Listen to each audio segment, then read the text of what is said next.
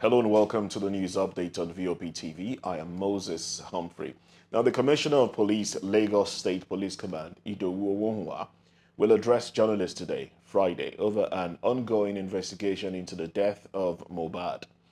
The press briefing is at the command's headquarters in Ikeja.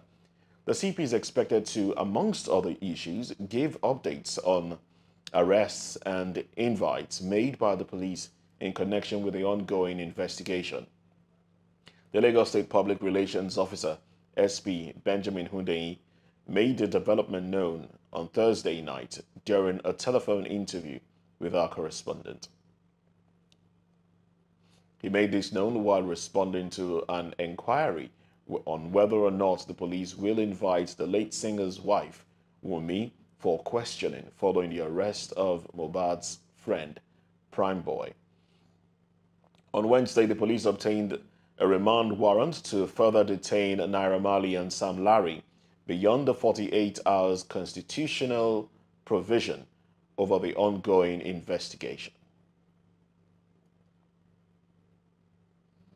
The Governorship Election Petition Tribunal in Benin Kebbi State on Thursday upheld the election of the state governor, Nasiru Idris. According to the news agency of Nigeria, the panel of judges comprised Ofem, Dauraba, Suleiman Sikom, and Celestina Daffy.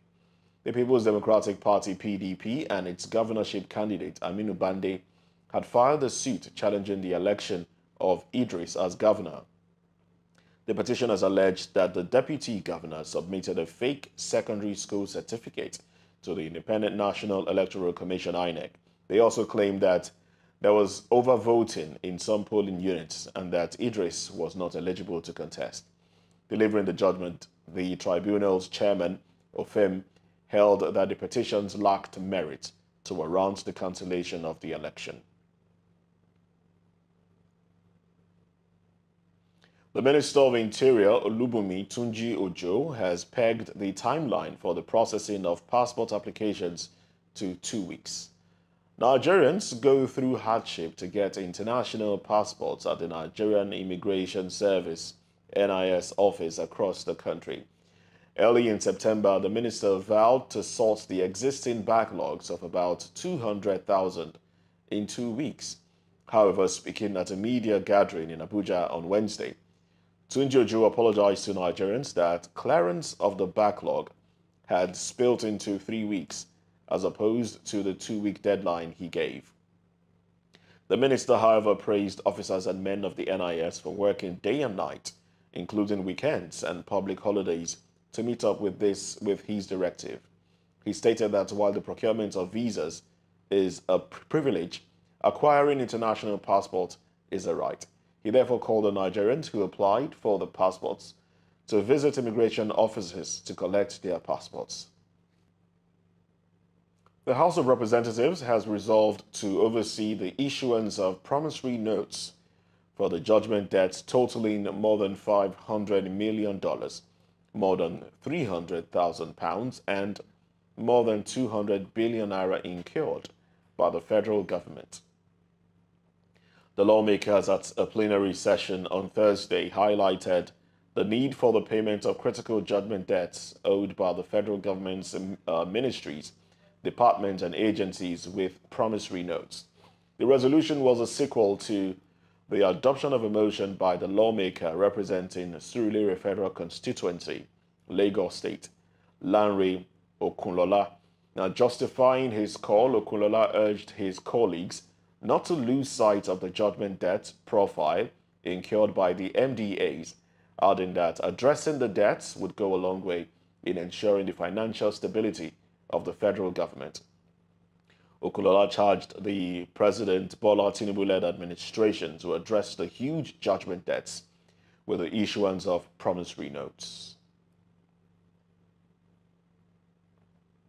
In business, Nigeria's active mobile subscription has reached 220.7 million as of August 2023.